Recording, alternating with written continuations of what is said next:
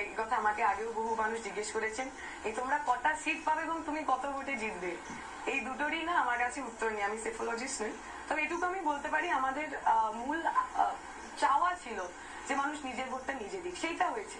এবার মানুষ যদি আমাদের সঙ্গে থাকেন ওয়েল অ্যান্ড গুড, যদি মানুষ নাও থাকেন আমার কোথাও কোনো দুঃখ নেই।